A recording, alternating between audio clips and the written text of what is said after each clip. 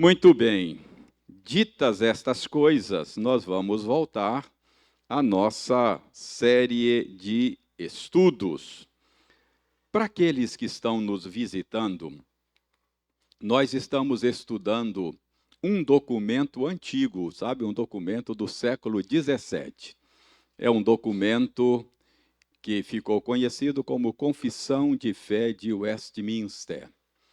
E a nossa denominação, a Igreja Presbiteriana do Brasil, subscreve esta confissão de fé como um dos seus símbolos de fé. O que é isso? Símbolos de fé é o resumo daquilo, ou a exposição, a elaboração da fé dos presbiterianos. Então, é o que nós cremos juntos, é aquela fé que nos une. É por isso que a gente está chamando esta série de estudos de Nossa Fé Comum, porque nós andamos juntos, somos uma denominação também porque cremos nas mesmas coisas. Esse documento está dividido em capítulos, que por sua vez está dividido em parágrafos. Nós já estudamos o primeiro capítulo. Foram várias semanas, mas já estudamos o primeiro capítulo. Você se lembra qual é o assunto do primeiro capítulo da Confissão de Fé? Da Escritura Sagrada. Então, o primeiro capítulo da Confissão de Fé elabora a fé da nossa tradição a respeito da Escritura. O que os presbiterianos creem a respeito da Escritura? Está lá no capítulo 1 da Confissão de Fé de Westminster. Então, chegamos agora ao segundo capítulo. O segundo capítulo trata de Deus e as suas obras. Está aí, de Deus e da Santíssima Trindade, capítulo 2. Então, vamos ler, eu vou ler, você lê aí comigo silenciosamente, o modo como esses irmãos nossos do passado elaboraram a nossa fé em Deus, no sentido de o que os presbiterianos creem a respeito de Deus, ok? Então diz assim, há um só Deus, vivo e verdadeiro, o qual é infinito em seu ser e perfeições. Ele é um espírito puríssimo, invisível, sem corpo, membros ou paixões. É imutável, imenso, eterno, incompreensível, onipotente, onisciente, santíssimo, completamente livre e absoluto, fazendo tudo para a sua própria glória e segundo o conselho da sua própria vontade, que é reta e imutável. Ele é cheio de amor, é gracioso, misericordioso, longânimo, muito bondoso e verdadeiro galardoador dos que o buscam. E, contudo, ele é também justíssimo e terrível em seus juízos, pois ele odeia todo pecado. De modo algum terá por inocente o culpado. Então, essa é um resumo, uma elaboração daquilo que os presbiterianos creem sobre a divindade que se revela na Bíblia. Porque, como nós veremos, todas estas informações a respeito de Deus, elas são retiradas da Escritura. Irmãos, é muito importante que nós saibamos como Deus se revela na Bíblia. Sabe, às vezes eu tenho uma suspeita. Às vezes eu suspeito de que muitos cristãos acabam se relacionando com uma divindade imaginária que não é o Deus vivo e verdadeiro. Porque Deus não é quem nós imaginamos que Ele seja. Deus não é quem nós gostaríamos que Ele fosse. Deus é quem Ele diz ser, não é? Então, se o que pensamos a respeito de Deus, se a nossa concepção de Deus não é extraída da Escritura, esse Deus só existe na nossa cabeça. E muitas vezes a gente acaba tendo problemas na nossa relação com Deus, porque ignoramos quem Deus é, não é? Às vezes eu vejo as pessoas assim, decepcionadas com Deus. Não vou seguir a Cristo mais não quero saber de ser cristão não, isso não funciona. Estou decepcionado com Deus, não é? E aí a gente fica olhando e a gente percebe que de fato ele está decepcionado com uma ideia de Deus que ele tinha, não é?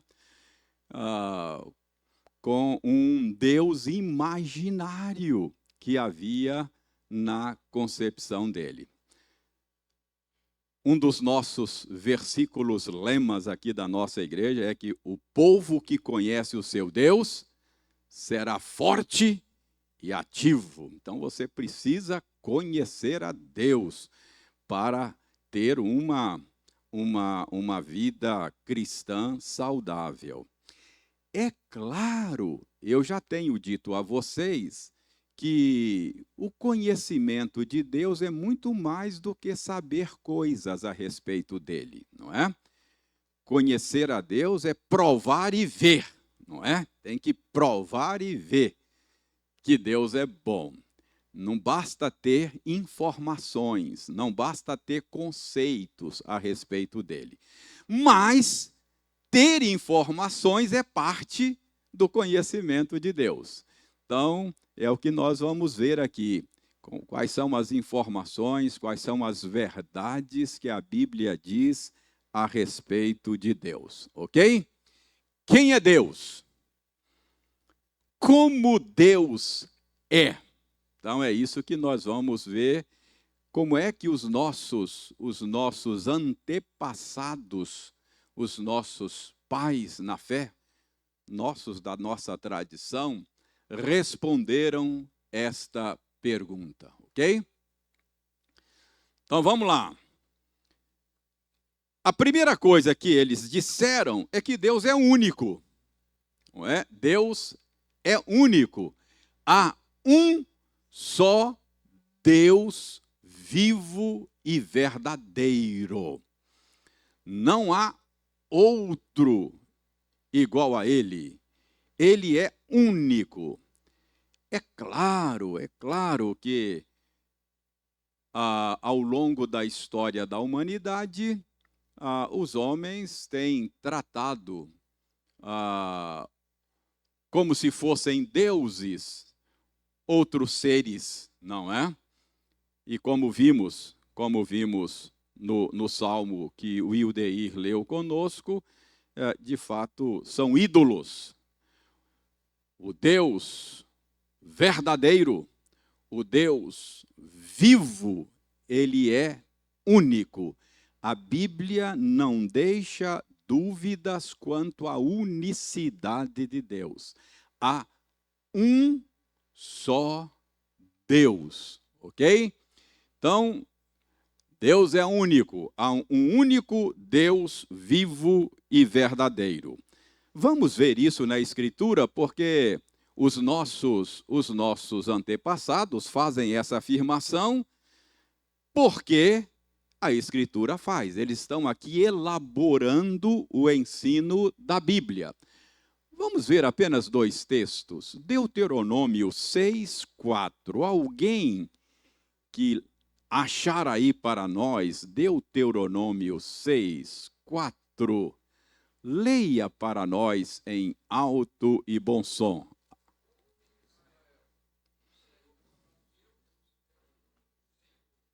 Ouve, ó Israel. Esta é uma das mais antigas confissões, não é? Do povo de Deus. Ouve, ó Israel.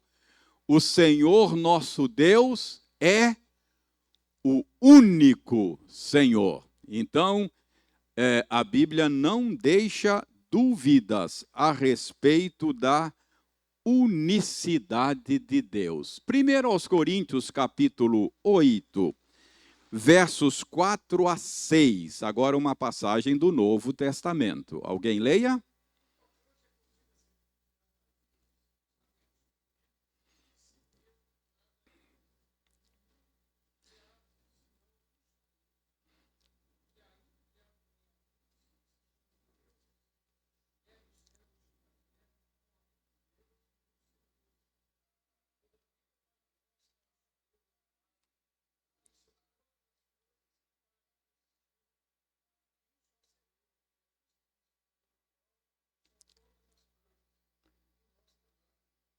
Muito obrigado, Adriano. Adriano, o contexto aí, Paulo está respondendo a seguinte pergunta: é lícito ao cristão comer carne sacrificada a ídolos? Esse era o problema que Paulo está tratando aí. Então, Paulo está aí levantando um princípio de que o ídolo não existe. Mesmo que a carne tenha sido sacrificada a um ídolo, o fato de comê-la não vai afetá-lo em nada. Do Senhor é a terra e tudo o que nela se contém. Então, o que Paulo está dizendo é: só há um Deus. Embora pessoas tratem outros seres como se fossem deuses, são ídolos, e esses ídolos nada são.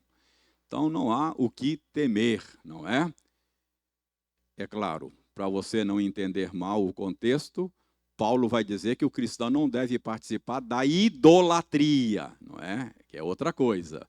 Mas se aquela carne foi sacrificada a ídolo, fora do contexto da idolatria, ela é carne criada por Deus. Dê graças a Deus e coma, não é? É isso que Paulo está dizendo. Mas o ponto aí é o seguinte: embora haja pessoas que chamem deuses outros seres, essas pessoas estão enganadas.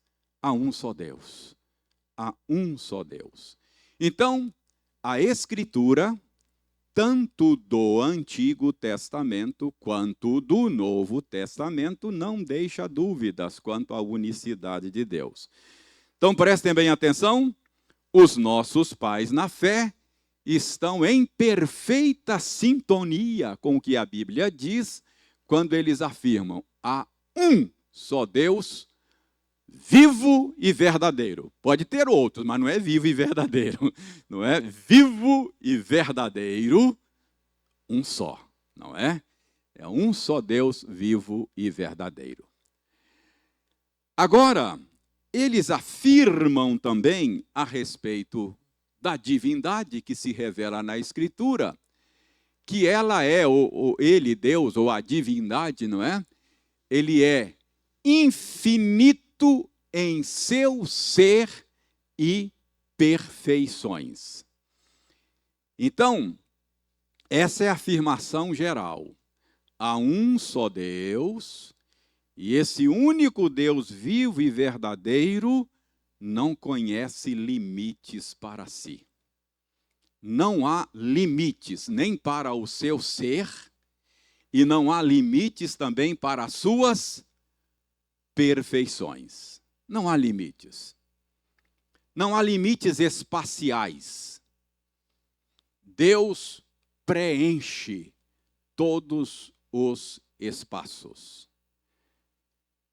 Deus está aqui. Deus está na China. Deus está no Japão.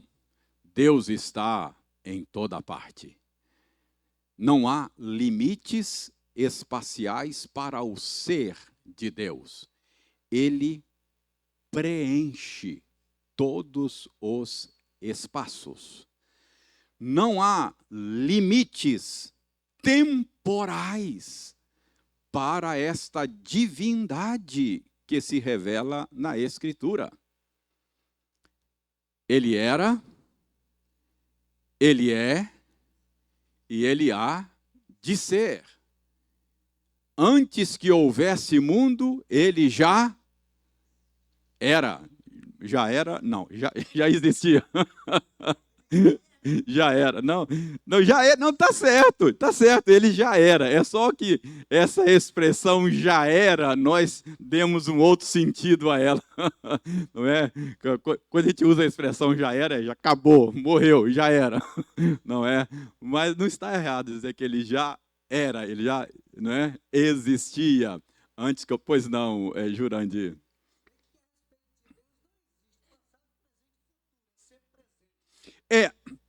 Nós estamos falando da perspectiva de seres temporais como nós, não é? Houve um tempo quando nós não éramos, não é? Mas nunca houve um tempo quando Deus não fosse. Ele sempre existiu, ele existe hoje e ele existirá por toda a eternidade. Então, entendeu o que está dizendo ali? Ele é infinito. Infinito no seu ser, não há limites espaciais, não há limites temporais, e ele é infinito também nas suas perfeições, nos seus atributos. O amor de Deus é infinito. A sabedoria de Deus, o conhecimento de Deus não tem limites. O poder de Deus não conhece limites. Ele pode realizar toda a sua vontade. É que, deixa eu provocar vocês aqui, não está errado. Você não precisa ficar com vergonha e nem ficar preocupado quando você vai orar, mas é que às vezes a gente fica, a gente usa assim o verbo poder nas nossas orações e não precisa ficar preocupado com isso, mas só para mostrar para vocês uma exatidão teológica aí nessa questão, não é? Então, a gente tem assim, Senhor, que tu possas fazer isso, Senhor, que tu possas fazer aquilo, Senhor, que tu possas. Ele sempre pode, não é? Talvez fosse mais exato, Senhor, que tu queiras fazer isso. Se tu quiseres, tu podes, não é? Senhor, que tu queiras curar o nosso irmão. Não é? Se o Senhor quiser, o Senhor pode. A questão é se ele quer ou não, mas poder ele pode sempre, né? Que tu possas. Não precisa ficar preocupado com isso. A gente entende, Deus entende mais ainda o que você está dizendo, não é? Mas é só uma questão da exatidão teológica aí. Só quero mostrar que não há limites para o poder de Deus. Então, essa é a afirmação geral que esse documento faz sobre Deus, e acho que nem precisa a gente olhar para a Escritura para mostrar essas coisas. Vocês estão familiarizados com essa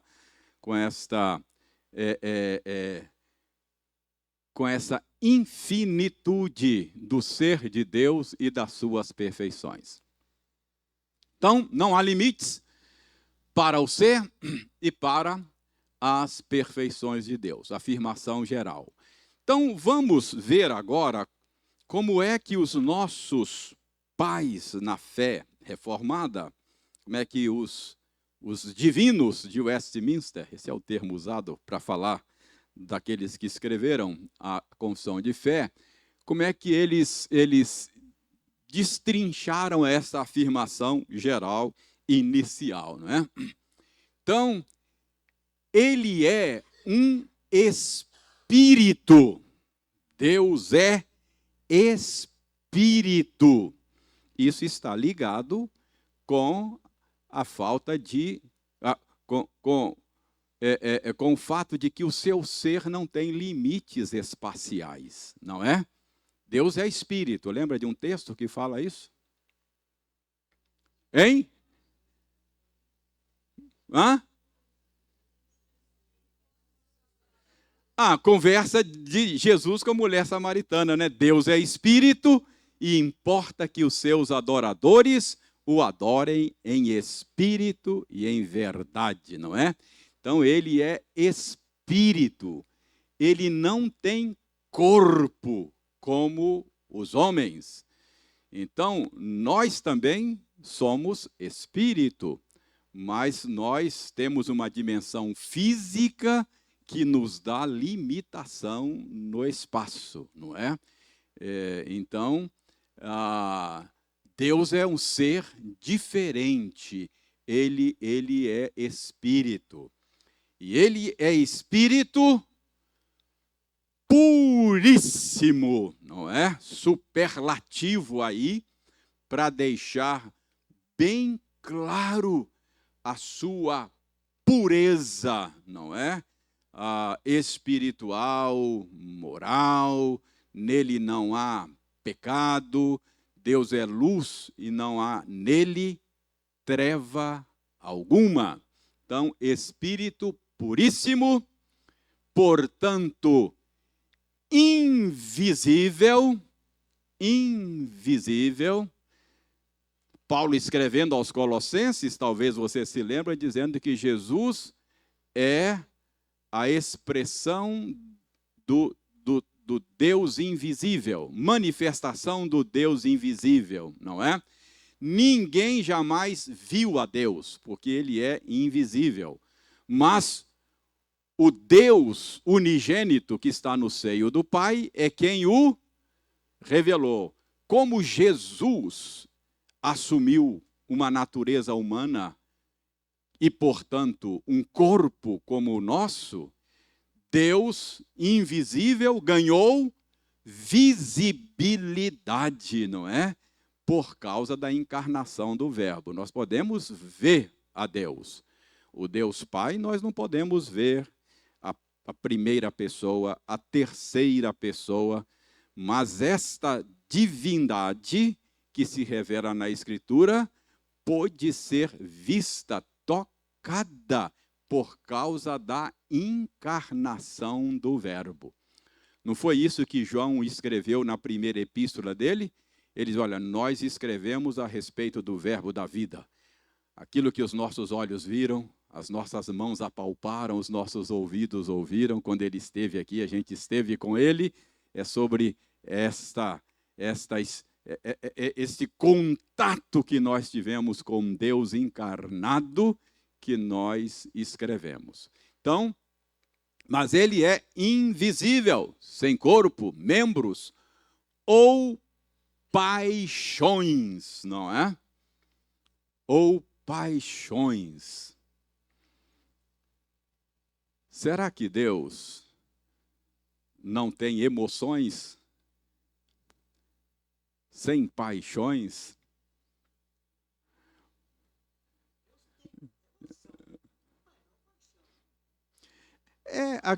Aí é no sentido de emoção mesmo, não é?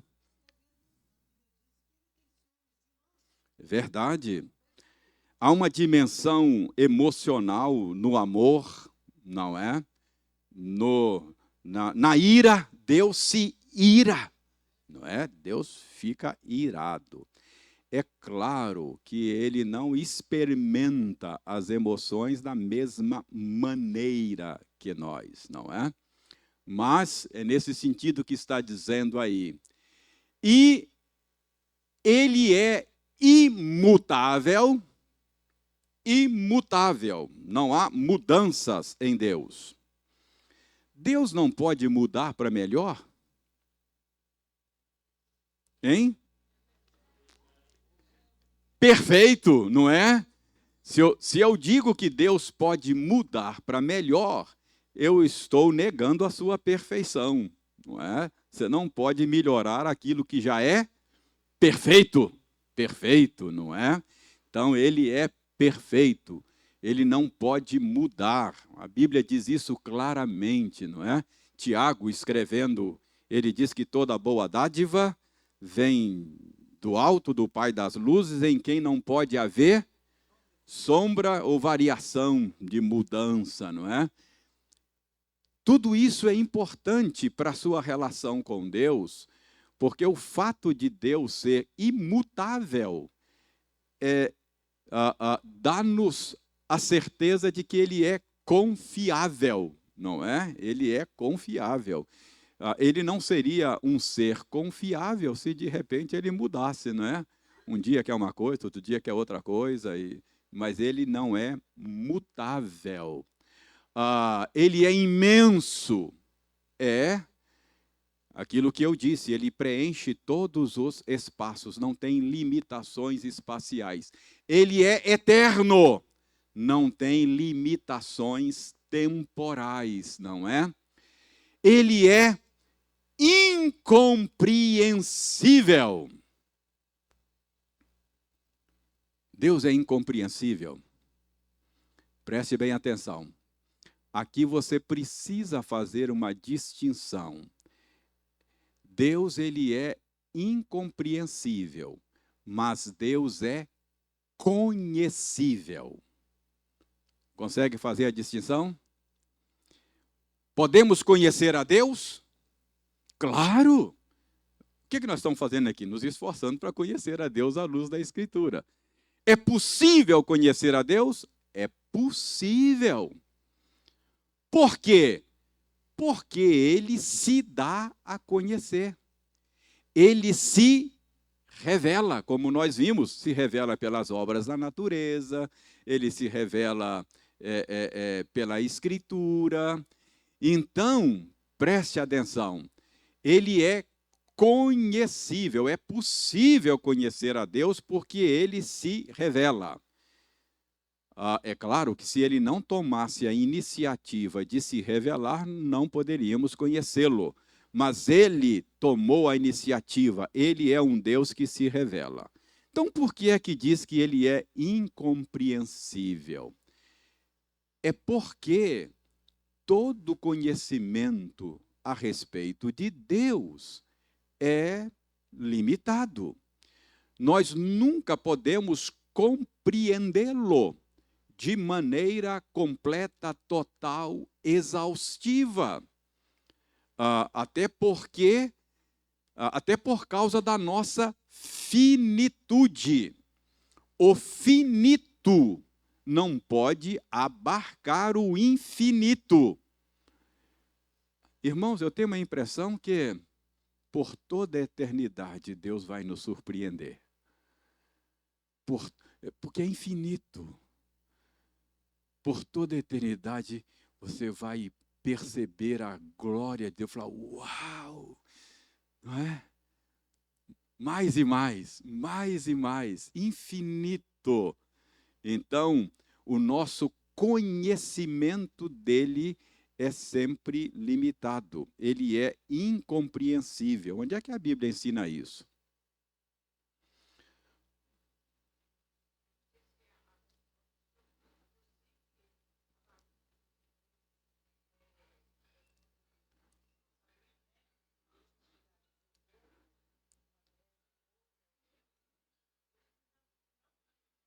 Verdade, verdade. Aí nós temos uma narrativa, não é, dona Helenice? É uma narrativa que mostra que Abacuque teve problemas porque estava se relacionando com um Deus incompreensível. Num primeiro momento ele não compreendeu por que é que Deus estava aparentemente indiferente com a decadência espiritual do seu povo. Pode ler, por favor.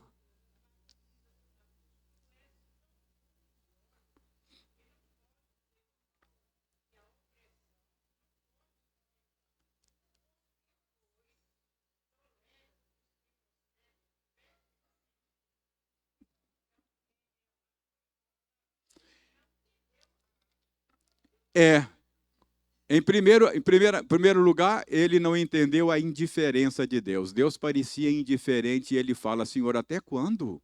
Até quando? Aí Deus falou, Abacuque, eu vou realizar uma obra que você vai ficar assim surpreso. Aí Deus revelou para Abacuque, não é? Que ele ia usar uma nação estrangeira para disciplinar o seu povo.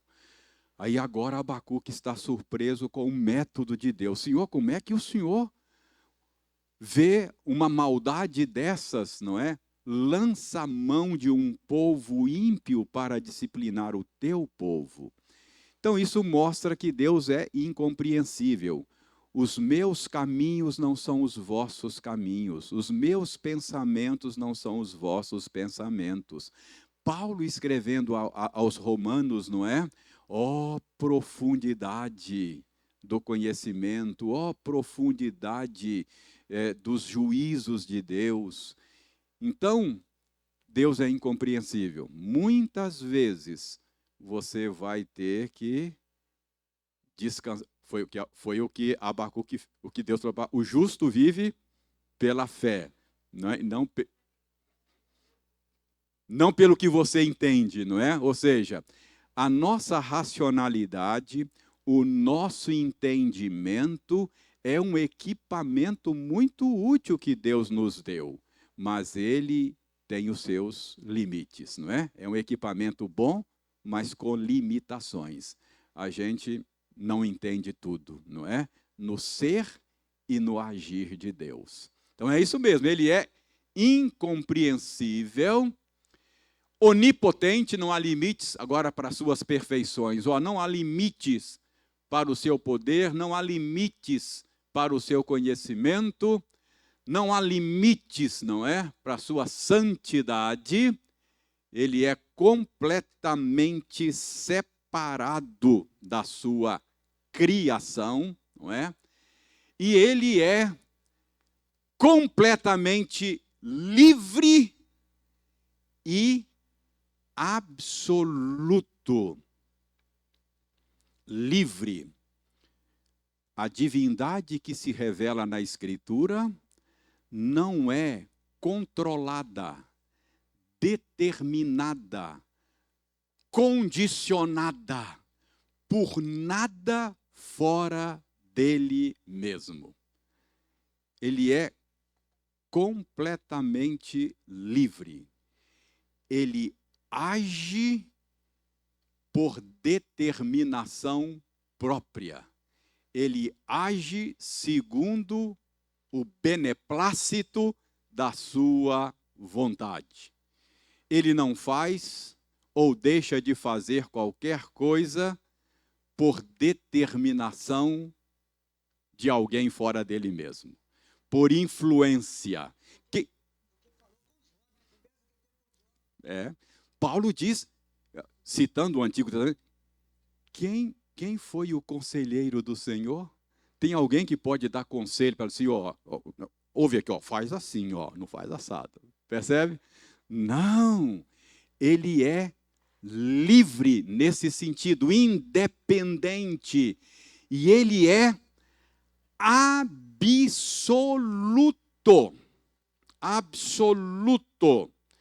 autoexistente, autodeterminado, totalmente independente de todas as suas relações. Ele não é relativo a nada e a ninguém. Ele é absoluto. Todos os outros seres são relativos. Ele é absoluto. Você entende o que é relativo? Por exemplo, eu sou um ser relativo. Eu só sou nas minhas relações. Se você perguntar assim, quem é você? Eu tenho que falar das minhas relações. Eu sou esposo da Eliane, percebe? Eu sou pastor da Igreja Presbiteriana Iguaçu. Eu sou pai do Felipe da Pauliane e do Paulo Júnior, eu sou avô, percebe? Eu dependo das minhas relações, eu existo em relações. Se você tirar as minhas relações, eu desapareço. Eu sou relativo. Eu existo em relação a outro. É claro que a relação mais fundamental que me define, eu sou criatura de Deus, imagem dele. Essa é a mais fundamental, mais básica. Eu sou criatura de Deus. Então, eu só existo em relação a ele. Desconectado dele, eu desapareço. Já era. Já era.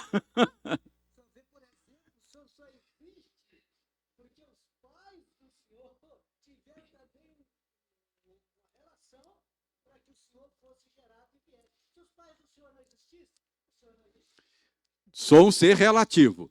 Deus não. Deus é absoluto. Ele é autoexistente. Lembra quando Moisés perguntou? Eu vou chegar lá no Egito, o pessoal vai perguntar assim, quem mandou você aqui? O que eu digo lá? Como é que Deus se definiu em relação a alguém fora dele? Eu sou. Eu sou o que sou. Ele não é relativo. Ele não depende de nada fora dele para ser o que é. Ele é totalmente pleno, completo, satisfeito em si mesmo, autoexistente. Percebe? Esse é o Deus que se revela na Escritura. Então, é assim que os nossos pais elaboraram. Oi.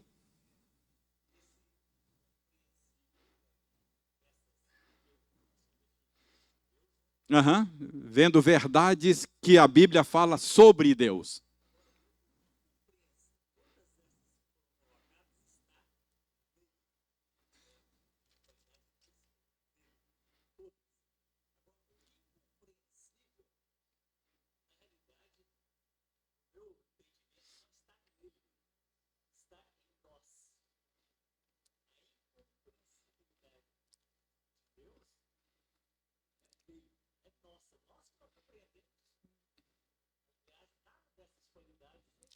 Uhum.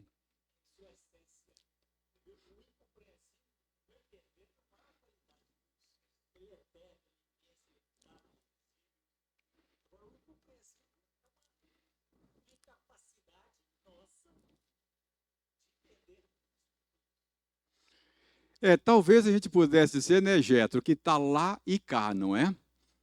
Está aqui porque eu sou finito, mas está lá porque ele é infinito, não é? Então, o finito não pode compreender o infinito. Aliás, eu acho que o finito não pode compreender nem mesmo o finito, né? Ninguém sabe tudo a respeito de tudo, não é? A gente sempre sabe alguma coisa a respeito de alguma coisa, né? Eu costumo dizer que na academia, né? Porque hoje o pessoal, eu milito às vezes no seminário lá e na graduação, né? Bem no nível mais baixo da academia, né? E eu sempre digo que eu não sou um acadêmico, né? Porque um acadêmico é alguém que ele tem que ser especialista, né? Acadêmico é especialista. Eu brinco com o pessoal, digo assim, ó, o especialista é aquele que sabe muita coisa a respeito de quase nada. Agora eu sou mais generalista. O generalista é aquele que sabe quase nada a respeito de muita coisa. Não é? Especialista é aquele cara que especializa assim numa área e vai, né? Só aquele pontinho ali do universo de conhecimento, ele se aprofunda naquilo ali e tal. Então ele Então, na minha área, por exemplo, ele é especialista na literatura de sabedoria.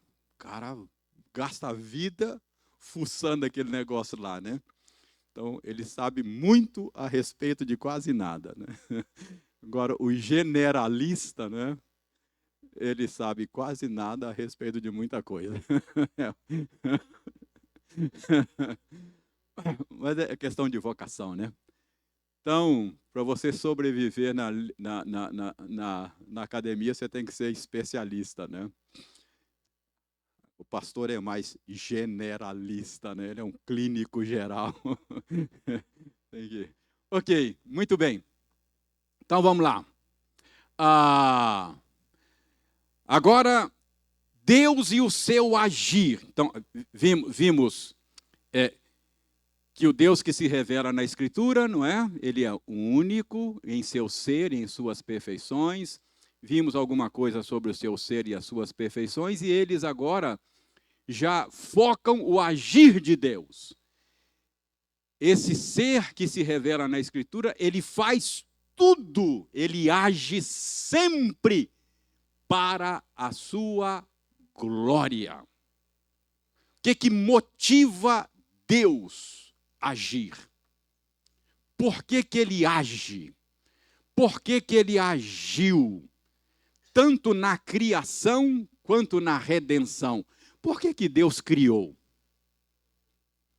Será que é porque ele estava se sentindo assim sozinho, a vida estava muito monótona, aí ele então resolveu criar o mundo, criar as pessoas, ele estava precisando de se relacionar. Será que Deus criou por necessidade? Não, não.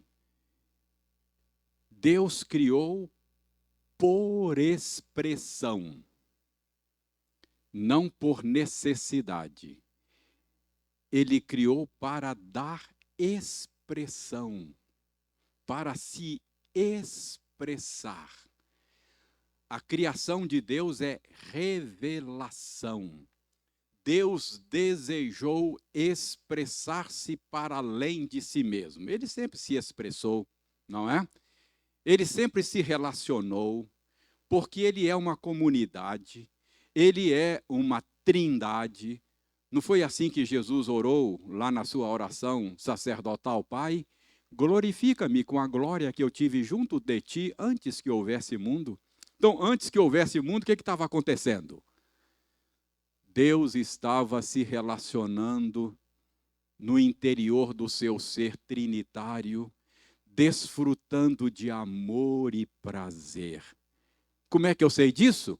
Ele falou: esse é o meu filho amado em quem esse é o meu filho amado, eu tenho prazer nele. Por toda a eternidade eu o amei, desfrutei dele em prazer. Então, o ser de Deus é um fluxo eterno de amor e prazer.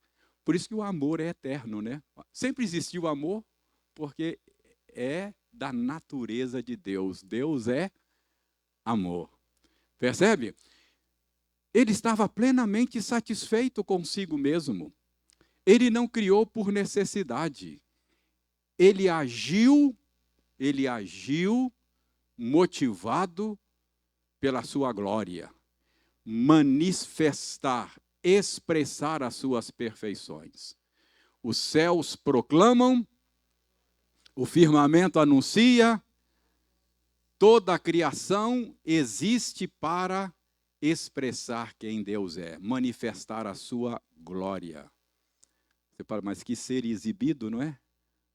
Mas ele pode, porque ele é perfeito, não é? Ele tem glória própria. Então, ele manifestou a sua glória. Tudo por causa... E por que ele salvou? E a redenção, além da criação, e a redenção? Para a glória dele. Não é? Também para manifestar a glória dele. Então, veja bem, Deus faz tudo, absolutamente tudo, para a sua glória. E como ele faz? por que ele escolheu esse jeito de manifestar a sua glória? Conselho da sua vontade. Não é? Ele decidiu, não é, fazer do jeito que ele achou melhor. Ele faz todas as coisas conforme o conselho da sua vontade. Agora veja bem, você não precisa ficar assustado. Essa vontade dele é sempre reta e imutável. A vontade de Deus é boa, perfeita e agradável. Se você pudesse ter a sabedoria de Deus, você sempre faria tudo do jeito dele. Às vezes ele faz coisa que você não gosta, entendeu? Mas o problema não está nele, o problema está em você. Se você tivesse o entendimento dele, a visão dele, entendesse todas as variantes e todas as implicações, você ia dizer, é por aqui, vou fazer desse jeito. Percebe? É como aquele amigo meu que disse, se Deus me desse todo o poder dele por um dia, você ia ver quantas mudanças eu ia fazer no mundo. Agora, se Deus me desse também toda a sabedoria dele, tudo ia ficar como está. Percebe? Então, a vontade dele, Deus é reto em todos os seus caminhos, é a expressão bíblica, não é? Ele é reto, ele é justo, ele é sábio em tudo que faz. E, portanto, imutável. A vontade dele é imutável. Eu e você precisamos sempre ficar revendo os nossos planos, né? Você planeja tal, falei, não, acho que preciso corrigir o rumo aqui, né? Recalculando rota, aí você recalcula a rota, vamos por aqui e tal. Não é assim? Mas Deus não precisa recalcular a rota, mudar a sua vontade, rever o seu plano. Percebe? Tudo feito em perfeita sabedoria. Repito, ele é incompreensível. Nem sempre a gente entende. Mas a gente não vive pelo que entende. A gente vive pela fé na palavra de Deus. Não é? Confiar nele e não na nossa compreensão das coisas. Está claro? Então, é assim que nós vemos este ser, Deus, não é? E ele é cheio de amor. É gracioso, é misericordioso, é paciente, longânimo, muito bondoso e verdadeiro galardoador dos que o buscam. Agora, os nossos pais na fé estão pensando na relação de Deus com os seres morais, criados à sua imagem e semelhança, não é? Nessa relação ele é cheio de amor, ele é gracioso, misericordioso, longânimo, muito bondoso e verdadeiro galardoador dos que o buscam. Então, é assim que Deus se revela na Escritura, não é? É necessário, Hebreus, que aqueles que se aproximam de Deus creiam que Ele existe e que Ele se torna galardoador dos que o buscam. Então, Deus é bom. Deus é bom. Deus é amor. Agora, cuidado para não tirar conclusões erradas dessa revelação sobre o amor e a bondade de Deus. Na classe de casais no domingo, eu estava dando aula e o Hudson falou, reverendo, um amigo meu falou assim que Deus não vai punir ninguém não, porque Deus é bom, né? Deus não vai punir ninguém, não pode ter punição. Ele é bom. E aí eu disse para o Hudson, disse para o seu amigo que é exatamente porque é bom que Deus vai punir o mal. Contudo, ele é justíssimo e terrível em seus juízos, pois ele odeia o pecado, de modo algum terá por inocente o culpado. Deus pune o mal porque é bom, porque ele é bom. Ele é contrário a todo mal. Ele é avesso a todo mal. Então, é isso que me dá a garantia de que o mal não triunfará, que o mal será finalmente punido.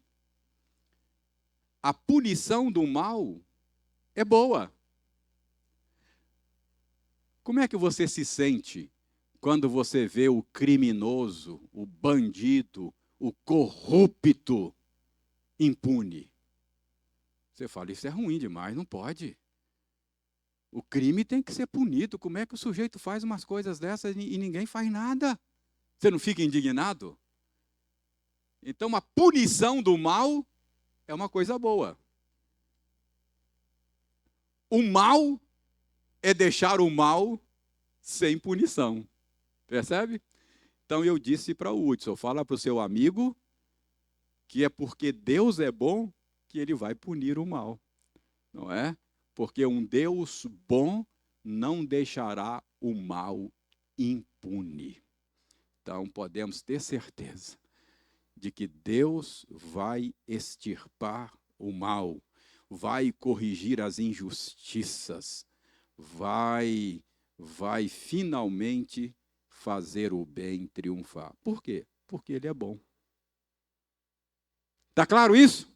Então, esse é o nosso entendimento a respeito de Deus. Só para começar, foi só o primeiro parágrafo. Nosso tempo esgotou, nós íamos passar agora para o segundo parágrafo, não é? Mas a gente fica só por aqui.